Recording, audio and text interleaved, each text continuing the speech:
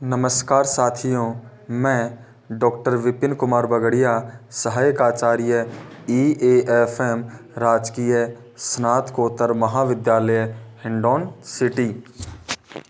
साथियों, आज हम बात करने जा रहे हैं बैंकिंग के क्षेत्र में नाबार्ड की।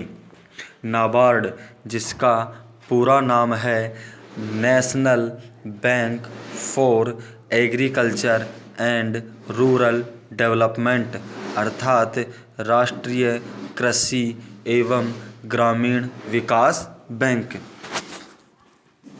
साथियों, नाबार्ड से पहले हम इसकी पृष्ठभूमि को जानने का प्रयास करेंगे।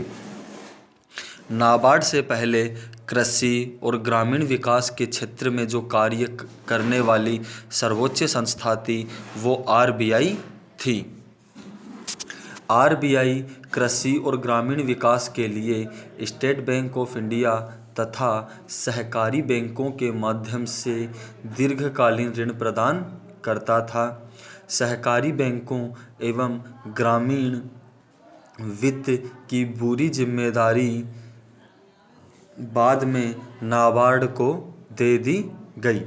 नाबार्ड की भूमिका: मार्च 1979 में रिजर्व बैंक ने श्री CV रमन की अध्यक्षता में एक कमेटी का गठन किया, जिसने 26 नवंबर 1979 को अपनी रिपोर्ट प्रस्तुत की। समिति ने कृषि पुनर्वित्त एवं विकास निगम को ग्रामीण साख एवं वित्त व्यवस्था के लिए असफल मानते हुए राष्ट्रीय कृषि एवं ग्रामीण विकास बैंक अर्थात नाबार्ड की स्थापना करने का सुझाव दिया। साथियों, नाबार्ड से पहले एक ग्रामीण विकास एवं कृषि के क्षेत्र में जो संस्थान कार्यरत था वह कृषि पुनर्वित्त एवं विकास निगम था, लेकिन CV रमन समिति ने इस पुराने संस्थान की जगह एक नया संस्थान स्थापित करने का सुझाव दिया और श्री V रमन की सिफारिशों को मानते हुए भारत सरकार ने वर्ष 12 जुलाई 1982 को एक विधेयक पारित करके नाबार्ड की स्थापना कर दी। नाबार्ड की प्रारंभिक पूंजी 100 करोड़ रुपए निर्धारित की गई। नाबार्ड के प्रमुख कार्य: नाबार्ड कृषि, लघु उद्योगों, कुटीर उद्योगों, ग्रामीण उद्योगों, ग्रामीण दस्तकारों एवं अन्य सहायक आर्थिक क्रियाओं के लिए सभी प्रकार की साख के लिए पुनर्वित्त उपलब्ध करवाकर कृषि एवं ग्रामीण विकास को गति देना। इसका दूसरा कार्य है बैंक, कुटीर, लघु एवं ग्रामीण उद्योगों के विकास हेतु केंद्र सरकार, राज्य सरकार एवं योजना आयोग के कार्यों में समन्वय स्थापित करता है। तीसरा, यह बैंक ग्रामीण शाख के रूप में दीर्घकालीन ऋण उपलब्ध करवाता है। यह बैंक ग्रामीण शाख एजेंसियों जैसे राज्य सहकारी बैंक, क्षेत्रीय ग्रामीण विकास बैंक, भूमि विकास बैंक आदि को दीर्घकालीन, मध्यकालीन एवं अल्पकालीन ऋण उपलब्ध करवाता है। चौथा कार्य: यह बैंक कृषि एवं ग्रामीण विकास के लिए अनुसंधान कार्यों को बढ़ावा देता है।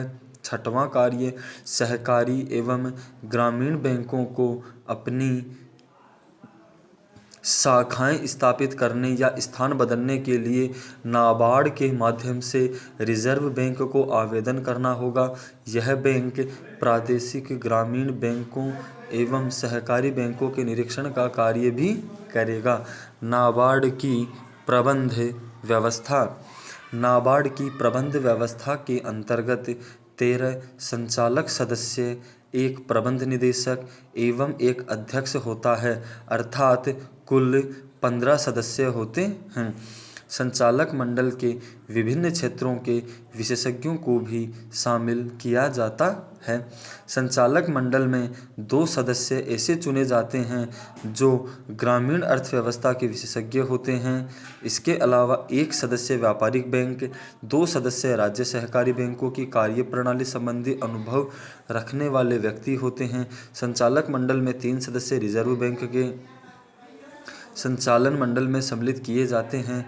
इनमें 3 सदस्य केंद्रीय सरकार के अधिकारी एवं 2 सदस्य राज्य सरकार के अधिकारी होते हैं। इनकी नियुक्ति राष्ट्रीय ग्रामीण बैंक अधिनियम 1961 की धारा 6(1) के अंतर्गत की जाती है। नाबार्ड की उपलब्धियां। नाबार्ड अपनी विभिन्न गतिविधियों द्वारा अपने दायित्वों का निर्वाह कर रहा है। वर्ष 2008-9 में नाबार्ड की बकाया ऋण राशि 98,852 करोड़ रुपए रही है। वहीं 31 मार्च 2017 को नाबार्ड की अल्पकालीन एवं मध्यकालीन बकाया ऋण राशि 73,553.37 करोड़ रुपए थी। 31 मार्च 2017 को दीर्घकालीन पुनर्वित्त बकाया ऋण राशि 1,05,207.49 करोड़ रुपए थी। यह बैंक भूमि विकास, कृषि यंत्रीकरण, बागबानी, मुर्गी पालन, भेड़ पालन, सूअर पालन, मत्स्य पालन, दुग्धशालाओं का विकास आदि के उद्देश्य के लिए ऋण प्रदान किए। रूरल इंफ्रास्ट्रक्चर डेवलपमेंट फंड ग्रामीण आधारभूत ढांचा विकास कोष ग्रामीण ढांचा विकास कोष में महत्वपूर्ण योगदान आवंटित शाखा प्रदान की गई। यह एक ऐसा कोष है जो नाबार्ड के द्वारा बनाया गया है। इस कोष के बारे में दोस्तों मैं आपको यह बता दूं कि इसमें जो राशि जमा होती है उसका केवल ग्रामीण आधारभूत ढांचा जैसे गांवों में शिक्षा, चिकित्सा, परिवहन, बैंकिंग, संचार, लघु उद्योग, कुटीर उद्योग आदि के काम में लिया जाता है।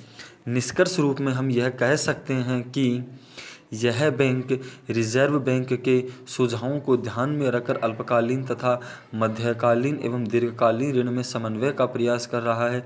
नाबार्ड भूमि विकास बैंक की प्रबंध व्यवस्था को सुधारने में भी योगदान दे रहा है। इस प्रकार नाबार्ड कृषि एवं ग्रामीण साख व्यवस्था को सुदृढ़ करके कृषि एवं ग्रामीण विकास में महत्वपूर्ण भूमिका अदा कर रहा है। भूमि विकास बैंक सहकारिता के क्षेत्र में 2 प्रकार के बैंक हैं। एक वे बैंक जो अल्पकालीन एवं मध्यकालीन ऋण प्रदान करते हैं, उन्हें हम एपेक्स बैंक राज्य स्तर पर, जिला स्तर पर केंद्रीय सहकारी बैंक कहा जाता है। दूसरी तरफ दीर्घकालीन ऋण प्रदान करने के लिए भूमि विकास बैंक बनाए गए हैं, अर्थात भूमि विकास बैंक भी एक सहकारी बैंक है। वास्तव में नाबार्ड ग्रामीण विकास के क्षेत्र में महत्वपूर्ण भूमिका अदा कर रहा है, लेकिन इसकी कुछ संरचनात्मक कमियों को दूर किया जाए तो यह और भी बेहतर परिणाम दे सकता है। बाकी इसकी आने वाले दिनों में इसकी प्रगति इस आधार पे की जाएगी कि कृषि एवं ग्रामीण विकास की दर क्या रही है। धन्यवाद साथियों।